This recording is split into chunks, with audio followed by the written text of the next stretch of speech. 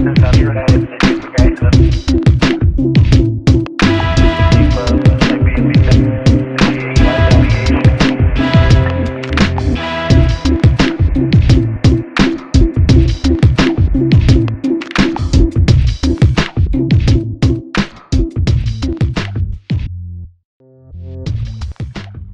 here at Harvard Square with Chris, who decided she wanted to interview me. She's somebody who is not just a Harvard student, but she's also somebody who's doing amazing things, from organizing music conferences, Harvard masquerade balls, to having her own branding company. And she was an actor on Broadway, as a child actor who built her own branding and publicity company.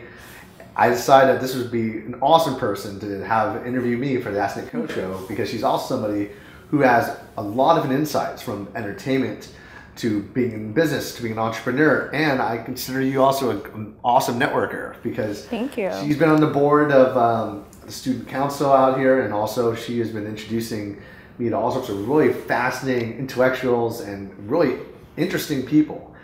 We just came from lunch at the Hasty Pudding, which is kind of the secret society of Harvard's theater production world. And yeah, I appreciate the introduction to that. Of course, yeah, I love being a facilitator that can help do that. You're building all sorts of really interesting things, from the events that you're putting together, reconnecting people, finding how people could add value to each other. Yeah. So I appreciate that. Yeah, it's definitely something I learned at a really young age, to add value first and then receive later.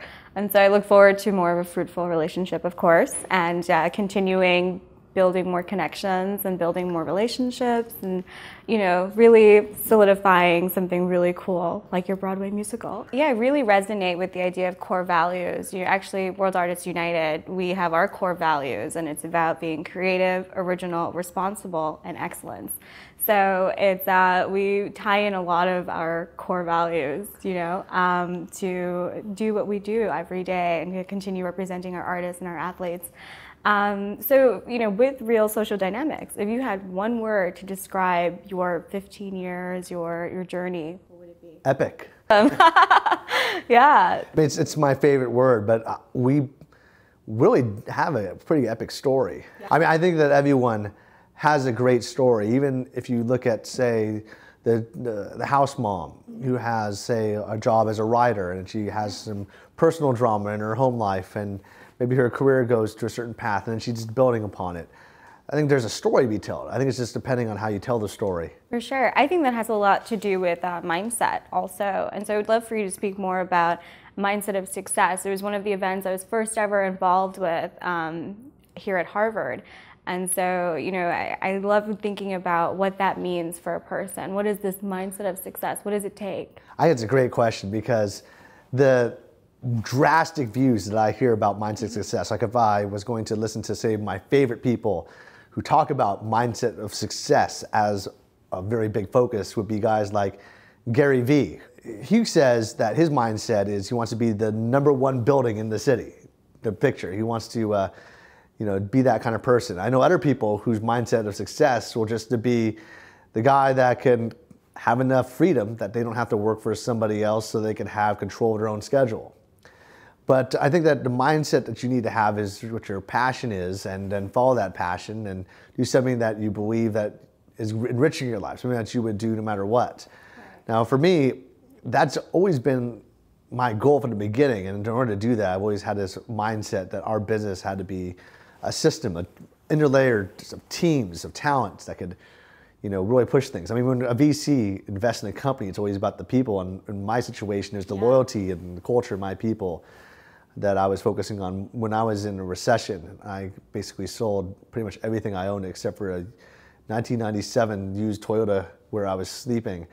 And I, a year before that, was living in a $5 million mansion that's now on sale for $45 million. I was, sold everything. I was so eager to keep my business alive so I wouldn't have to terminate my team. During a recession, that I was driving an hour outside the city to sell my used DVD collection of hundreds of DVDs for $6 each. So I guess my main focus now in success is, because I was able to accomplish a lot of my goals, it's now been my passion just to also make sure that my team is able to still maintain the movement that we've created, because they believe in it, and I believed in it, and I still do. but I believed in it for so many years, you know, and I just wanted to make sure that we're able to continue to add so much value to people. And my goal is to, even though that I'm no longer as involved with operations with the COO and I'm focusing on other projects like my YouTube channel and this musical, my mindset has been that when people are helping you, that you have to, in your sense, you were talking about giving value to other people. My sense is when they've shown that level of loyalty and commitment to you, you need to make sure they're able to continue that goal and mission, make it thrive. So that's been my goal. And I think it will continue to do that. I just need to make sure it happens. For sure. Also, that's another reason why I'm creating this musical, because it's a way we can control our narrative that's not influenced by sources that I believe could taint narrative in a direction I don't believe is what I call truth. And I think that people love stories of truth, especially when there's fiction attached to stories.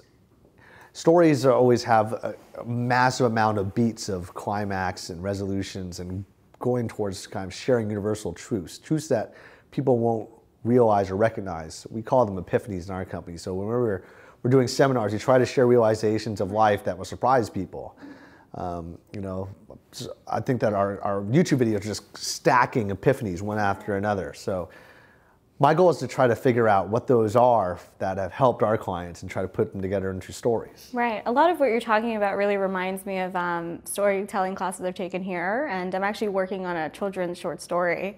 So epiphanies and all that sort of stuff really translate with writers, so you shouldn't have too much of a hard time finding writers. Oh, cool. You're in writing classes here. Yeah, which is like a passion of mine that I've always wanted to write a children's short story, and I'm finally doing it. So it's great. You know, I really want to kind of talk about this musical. You know, as an entrepreneur, you know, how does that translate to music for you? Yeah, everyone from RC Nation thinks I'm crazy. Because they say so. You know? I mean, most people were concerned when I told them that we were going to do a musical was that I was going to take the focus off RSD and turn the direction of it. And that's not my idea. I want us to continue to focus on developing content, not just take all of our profits and put it into a musical. My goal was the art and the entertainment value that we deliver to the world, because we've grown to a certain point. In order to break it to the next, well, there's two things. First of all, in order to break the kind of like idea that the mainstream has about us, and also much of the world that looks at pickup and they want to get involved with, you know, our company, they look at us from the standpoint as educators within this certain kind of niche. And in order for us to do two things: one, captivate them and get them interested in actually listening to our message, we need to have more entertainment. Second thing is, when we do entertain people, we're often quoted because our entertainment is so off the wall, as if we're actually telling a story. I mean, I know, and that story would be based on like educational story as opposed to jokes or entertainment, because we're known so much as educators. An example would be my business partner, Owen Cook. He made a joke about how when you're the king of the lion in the jungle, you need to, you know, grab onto a female lion, and he details growling while he has sex with the lion. And he's doing it in a very vicious way, and he's making jokes about it. And I remember a really famous newspaper that I'm not going to mention just because I don't like them, but everyone in the world knows they are, said that he was advocating the violent sexual assault of lions. Wow. And I thought that was pretty crazy, because it's like, it's as, you know, it's just, yeah, but the second reason why is because the musical, I believe, is not just a way to, you know, express that we're involved in entertainment, but I believe it's a great way to tell a narrative to the world that could also expand, you know, the entertainment in terms of getting a larger audience, but also tell the narrative in a way that will captivate people, so that that larger audience grows, and also people will be able to tell their friends about us in a different way. Right now, there's a stigma. So if people were talking about our company, a lot of them are afraid of telling their friends about the company. We were talking about this earlier at lunch, about how people will have this stigma that the hookup culture has kind of like a negative stigma, where people who are trying to learn about how to improve their skills in terms of hookup or in terms of like their dating life, they view themselves as lesser people.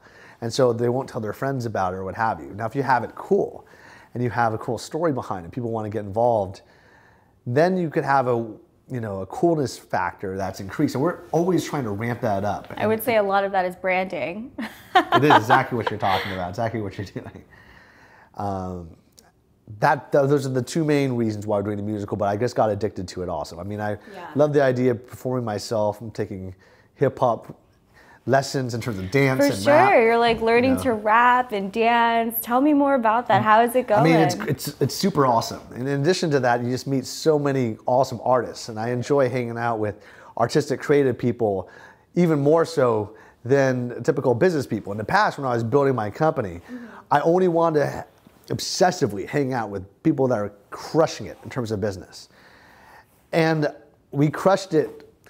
As a result, I feel like now that I have kind of, I guess, allies and people that have been a part of a mastermind to help build me up, I'm interested now in just focusing on expanding the artistic creativity, and that is kind of my main focus right now, networking with people in that world. So we got that house in Vegas that's now a dedicated music studio house where we have people to come, plus people can stay at my house, which is right down the street for lodgings. We have the LA house where we have masterminds and masterminds and masterminds all day long, one after another, with people from the entertainment world. And it's super exciting, and it's people that just want to get involved because they think that what we're doing is really cool. We're fighting for a lot of really powerful beliefs and concepts in our story, and I think that it's going to be pretty awesome to be able to share it all. I don't want to spoil too much, but I mean, our story is it's going to be a lot of fun. Yeah, I heard of your mastermind. I think Jalen was at one of them over the past weekend. How did that go, your last mastermind? What did you take away? It was really awesome. So we had a mastermind with a team of people, all of them were the best in the world at what they do. From your team, from Jalen and Rachel, to guys like Sekou Andrews, who went to Poetic Voice, and Matt Stefanini, who's the epic dance choreographer, to Nicole Arbor, who's a famous comedian on YouTube and also a rapper who's been in a couple of Broadway productions. Famous musicians and beat makers from Brew House Studios to 808 Mafia's Perps, who does awesome beats, to all sorts of people. We were able to mastermind together and share ideas, and then also use that as a point for us to share what we've done so far. So we created some music videos that we were sharing privately that we might release on the RSD channels in the future, but it was some hilarious rap. And the goal was to get the buy-in of my business partner, Owen, and my other instructors, but also use the creative team to kind of build upon the outline of the script that we've put together so far. And also show how fast you can put together the music, because the music videos that we put together that morning. We put the music in the video, and it was pretty awesome because we have the best lyricists putting together rap for us. We have an amazing team, and everyone in the world has done things on a very high level, very successful. We want to build a team of influencers so we can market to our own list cumulatively, share all those ideas. Yeah, of course. But to do that and then share all the ideas and then actually show what a final product could look like by seeing Hamilton together, and then brainstorming again. We rented out a section of my favorite hotel in San Francisco, the Clift Hotel, which is an artistically creative environment where you have these giant TV screens, and kind of like the haunted house in Disneyland, you have these eyes of characters that kind of follow you while you're moving around, and then brainstorm, and just can brainstorm from lunch to dinner to the events. It was pretty awesome, and it was really cool to get to see how we could kind of develop the script and the plot, and it led to people introducing to us their best kind of contacts or people they think could contribute to it. Now, it also led to the idea of figuring out how everyone should get together, because after we had that event, everyone was so bought in. Everyone was kind of, vying for more involvement and more involvement. I thought that was amazing, and it was from people that are all, heroes. Yeah. So it was a pretty awesome experience. That's great. Yeah, I love that. Especially, being able to bring people like that together and to work on a common project, for a common mission. It's an incredible thing to be able to do, something I hope I'd be able to do as well in the future. So I really admire that about you, and the ability to host that. Cheers, thank you. Yeah, of course. And you and your wife, you guys have such a great story, and there are so many emotions. Between the two of you, who's more creative? Who's the creative animal? Well, it depends on how you define creative. I mean, you know, if I was going to talk to my wife about, say, video production and her animated art, she definitely has a high level of creativity on that you know, I've not envisioned. You know, in terms of business, I have a lot of business creativity. I guess my wife hasn't been as active in the musical as, you know, I have been, of course, but you know, her creativity is definitely inspiring as well. Yeah. But I mean, I'd say like pretty much everyone on my team is creative in one way or another, awesome. To a very high level. Is there anything that, you know, your wife has taught you that nobody else has been able to? Well, my wife is the longest relationship I've ever had, and by a long shot. We've been together for 8 years, and before that, I had a bunch. Cheers to that. That's a long time, yeah. Yeah, my life has always been full of like shorter relationships, like, you know, weeks or months. And so she taught me a lot about, you know, the communication and the empathy and the ways you need to handle yourself when you're in a much longer relationship. I mean, most of my client base is about how to get into relationships, or how to connect and build intimacy, and you know, that's something that we mastered really well. But my wife has taught me a lot about some of the deeper levels of intimacy that you could develop, and you know, that's definitely new to me. And that's beautiful, yeah. It's awesome. That's so awesome, cool. You know, something I really enjoy too is your family crest. Can you speak a little bit more about it? Yeah. Yeah, I love it. It's like yin and yang cats. My wife actually made this. So on a bar napkin at a pub, and I decided to use 99 Designs to have a logo contest to actually transform it to something that we could make as like a family crest. So, you know, we're a family of cats. So we have here, we have a black cat named Trixie. We have 2 white cats, Jack and Cloud, and then Jack and Cloud. That's so cute. Yeah, very fluffy That's cats. perfect. Yeah. Yeah, but the thing is, Jack is his full name is Jack Maurer, based off my. She said, "Hey, I want to get you a cat," because she's had a cat since she was a little girl, and the cat Trixie she rescued. Oh, you know, she's right here right now, and yeah, and so basically she wanted me to get a cat, so I got Jack Maurer. She said, "Hey, who's your favorite TV show character?" I said, "Jack Bauer." And so she said, "Oh, let's call him Jack Maurer." And then Cloud was based on That's cute. Well, Cloud's our most recent cat, and you know, that cat was based on a fluffy ball. That's what he is, but it was based on when we first met, we bonded over the love of video games, and so. What games? Final Fantasy had a main character in Final Fantasy VII called Cloud, so we called him Cloud because of that. Similar love, but the symbol itself, here we have a falcon. So when she created her company and her office, a falcon landed on the window, so we called her a power animal to celebrate the opening day of our office. Here we have a symbol from Legend of Zelda. Talk about the universe, kind of like, you know, playing little games on you, sending falcons your way. Yeah, that's very cool. Random. That was actually here in Harvard Square. Oh wow, well, that's awesome. Porter Square, right down the street. There you go. Yeah. And then we have the 3 hearts for health. And then here's a symbol of the world to represent, you know, our travels around the world. I took her to almost 70 countries. I've been about 110 myself right now. That's amazing. Yeah. Wow, it's such a beautiful relationship. There's so much to build on that. Yeah. And just, yeah, that's so great. I look forward to like hearing more of these stories. There'll be a lot of them. Yeah. A lot more to come, hopefully.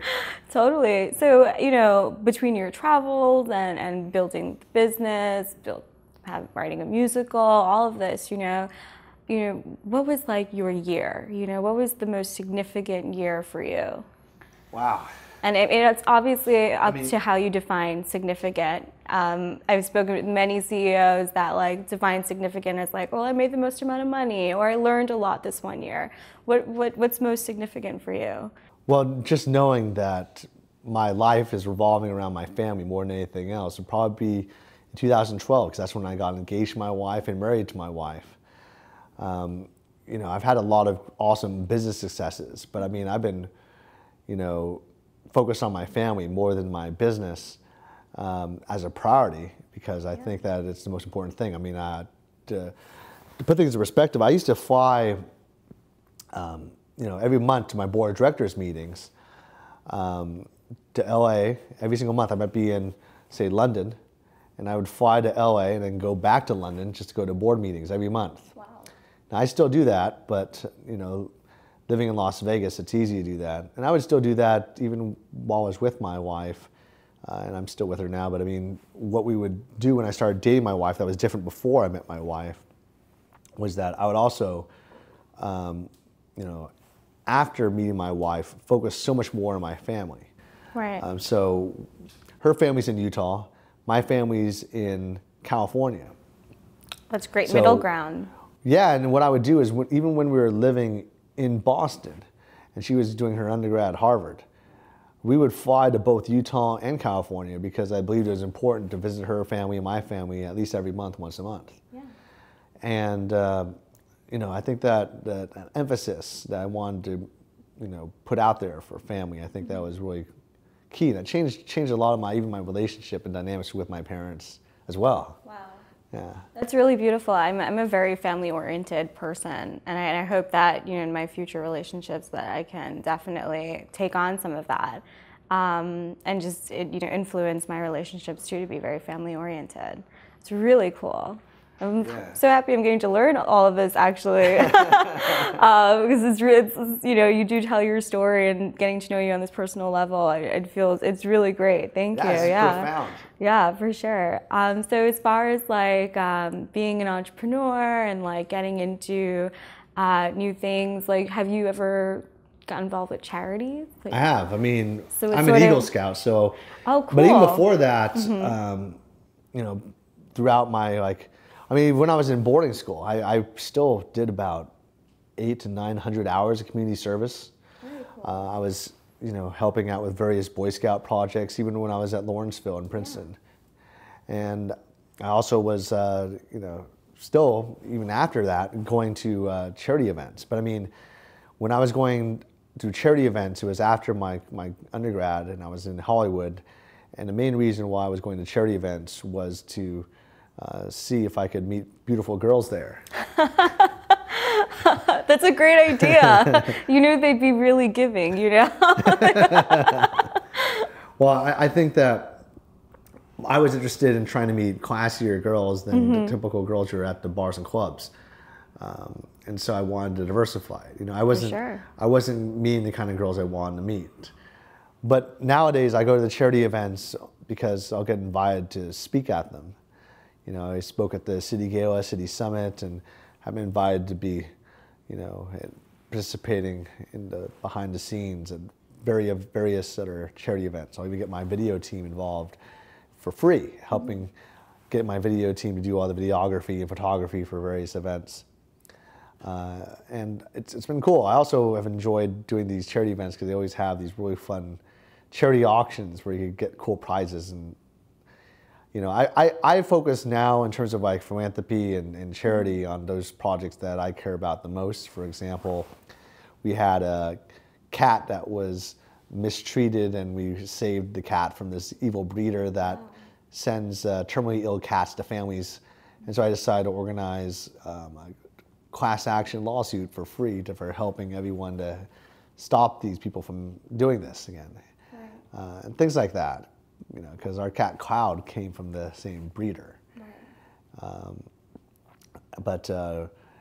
I think that in terms of causes, I don't just going to random charities. It has to be something that my friends are involved with or my family's involved with. So any other sort of charities you support? I've just helped out City Gala. I've been to a lot of the fun masterminds as well, because it's not just for helping people, it's also a great way to network with people. Yeah, definitely. I have a friend named Christopher Kai who wrote at the time, the #1 business bestseller on networking. And he said that charity events were a great way to support a cause, but also network with really powerful people. And I just intuitively did that so much so that I had a concierge in Los Angeles when I was using the Amex Black Card as my main credit card.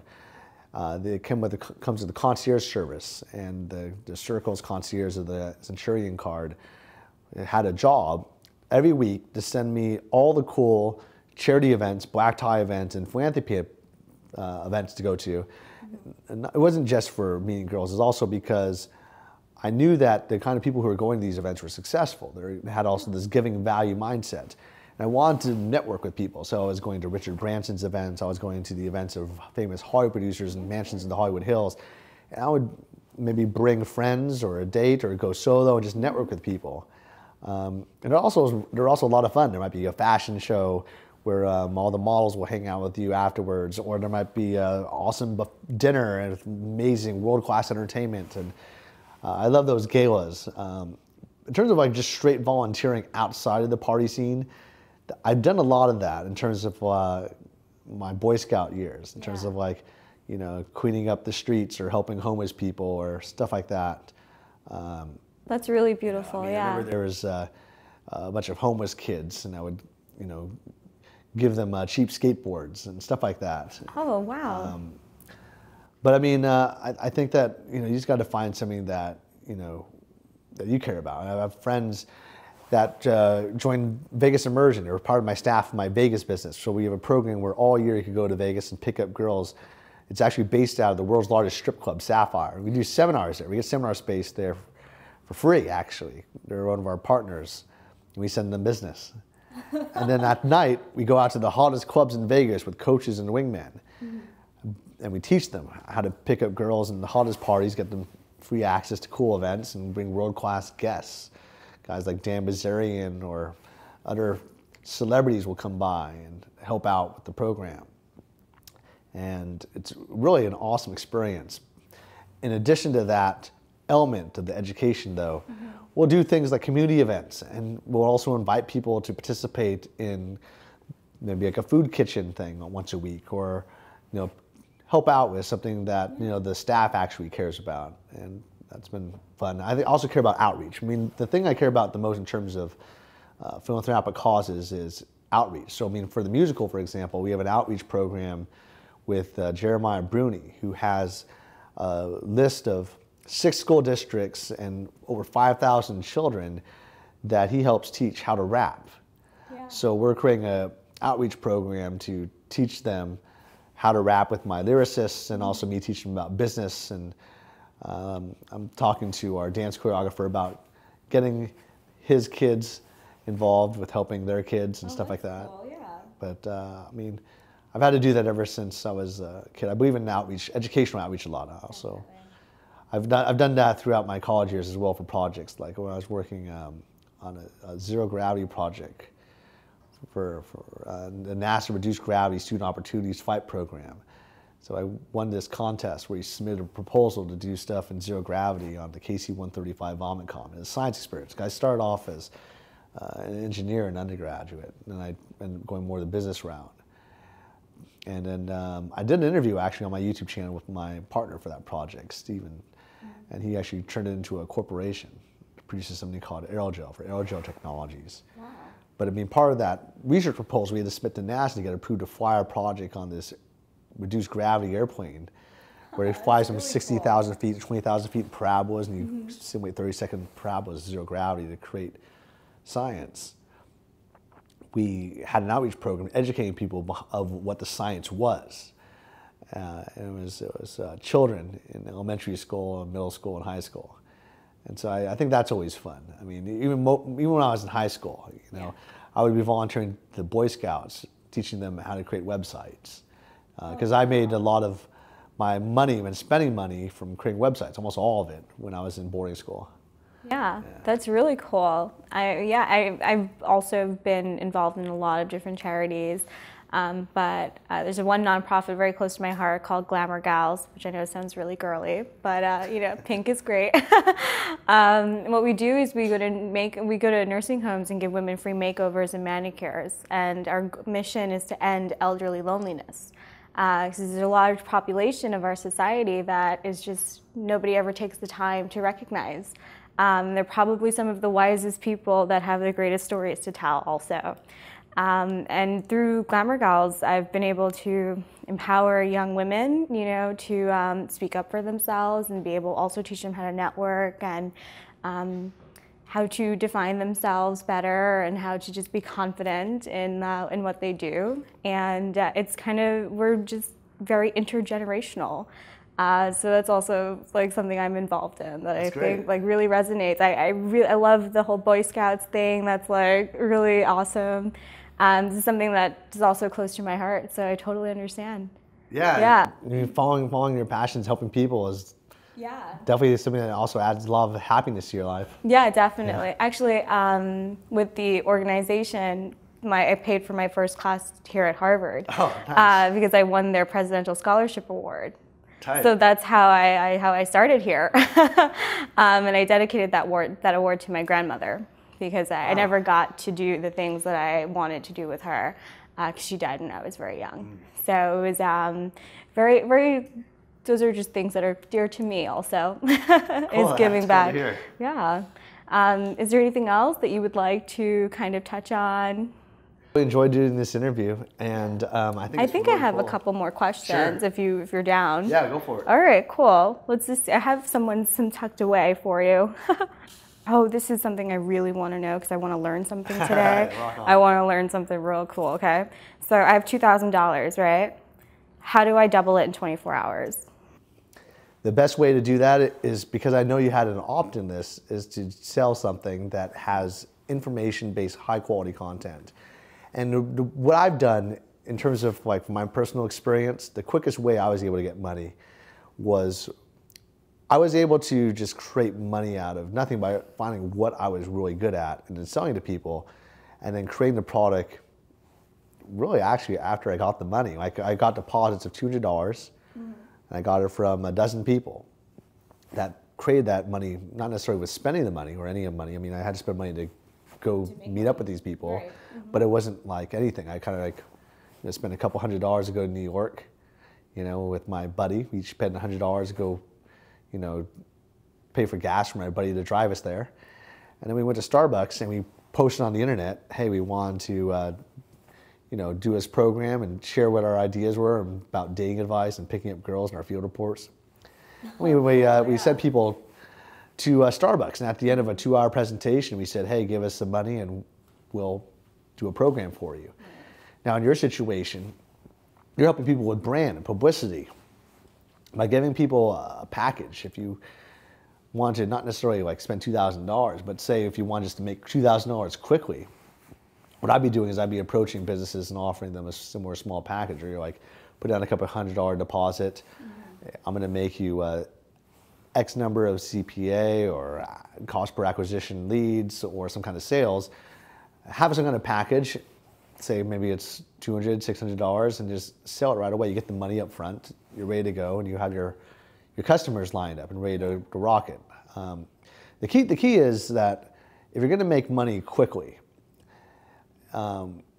there's two ways to do it. If you wanna do it off non-physical products, you can do it through information and consulting and coaching. And those are the ways you can make money very, very fast. The margins are basically whatever comes out of your mouth. It's not like you have to put any investment in.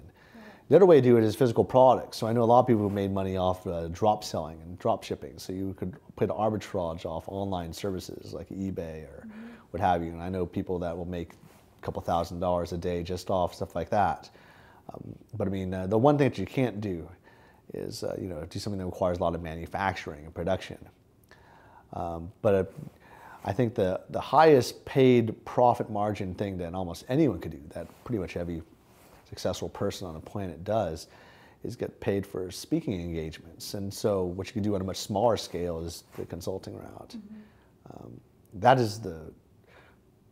Those are the only ways you can really make that kind of money really fast, unless you're already invested in the stock market or you have some kind of other arbitrage system ready to go. So I just kind of want to end off with, what's your personal motto? My personal motto? Yeah. My personal motto is that family over everything else, but loyalty and a positive attitude are the most important things that I look for in people. I think that when I look for my life and like how I spend my time, I have to put family before everything else, but I believe that everyone can learn anything, no matter what it is, and can accomplish anything. And so when I look to bring people onto my company, I always look for, do they have a good positive attitude, and they have a sense of loyalty. Because I know you could train anyone on anything. Right. Yeah, that's really interesting. You bring that up, and I'm going to ask another question. Yeah. It's really, no, I really appreciate that because I think, you know, positivity and like just the vibes in your team are very crucial to, you know, the momentum and to how things get moving and how things get done. So as like a CEO, what are like the first 3 things you check in the morning about your business? Well, I check to see how much money I have in terms of financial basics. So there are key performance indicators for us would be cash in the operating account, cash flow that's coming in and it's going to come in the next few days. The customers that we have, I'm looking at the trends in terms of what people are buying very, very quickly. And I'm also looking at, say, not necessarily like the marketing metrics, I look at that later, but I'll look at like what people are buying, it's just so I can understand how our marketing team is marketing stuff. But that whole process is very, very fast. That's just a matter of minutes, well under an hour. And I look at that very quickly every day. Other than that, I try to figure out what meetings have been set up for me based upon priorities from a sit rep. So a sit rep is a term from officers in the military getting updates from people under their management. And I do that with, I was in the Air Force Reserves Officer Training Corps. My executive assistant was in the Army, and she went to West Point.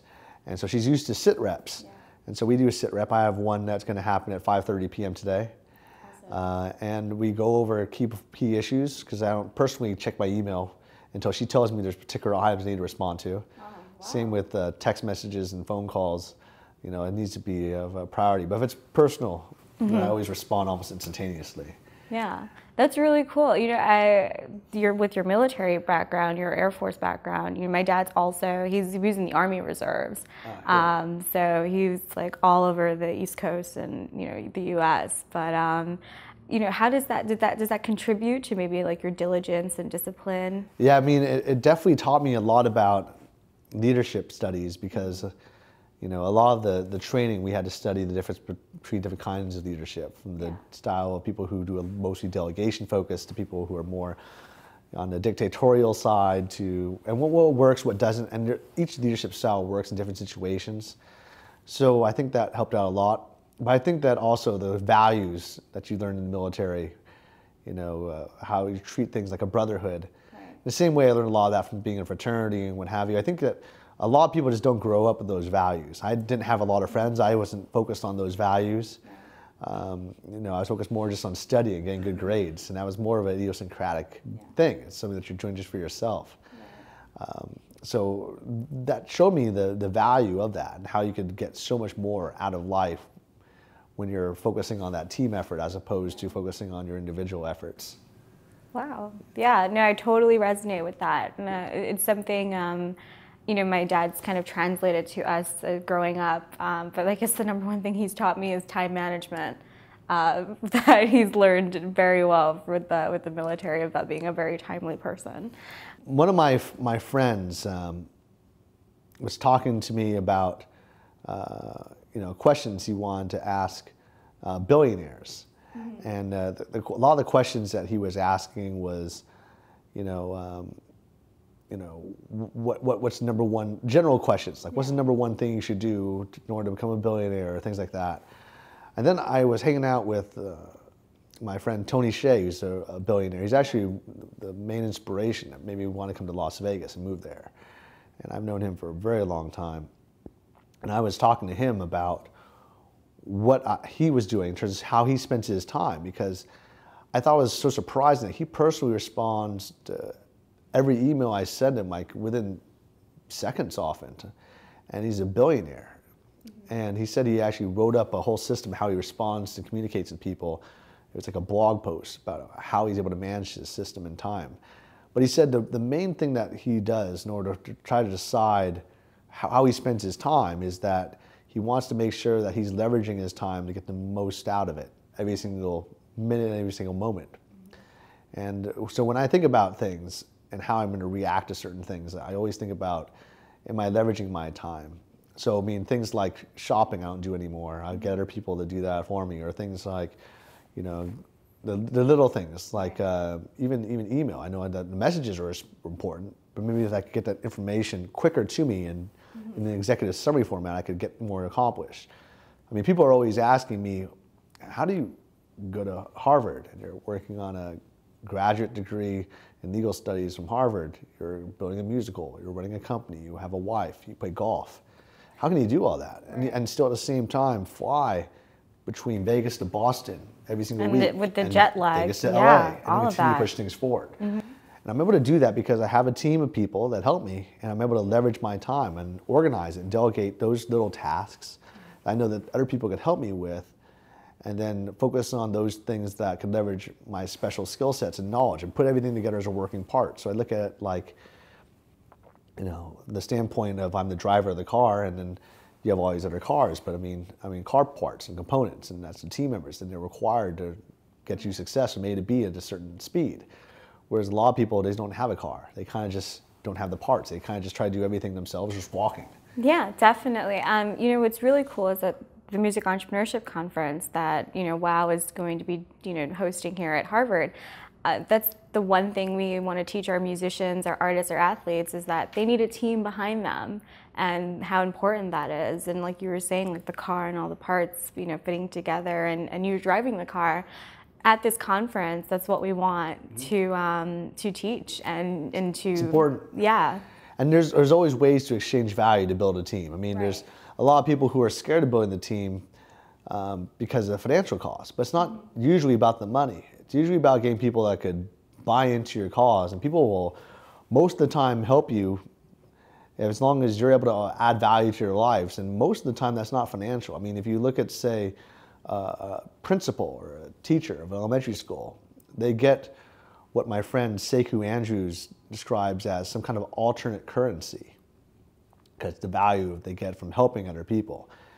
And a lot of people will get that value as well. Right. I mean, on my board of advisors, there's people that are making billions of dollars for their company and are millionaires or billionaires themselves, or best-selling authors, and they have a lot of things they could be doing. But if they see you taking action with what they're doing and they like your company, they think you're a good person, they'll want to help you. You know, what I used to do for fun, even when I was in high school, is I would go through what was known as the yellow pages, these big fat books full of people doing things.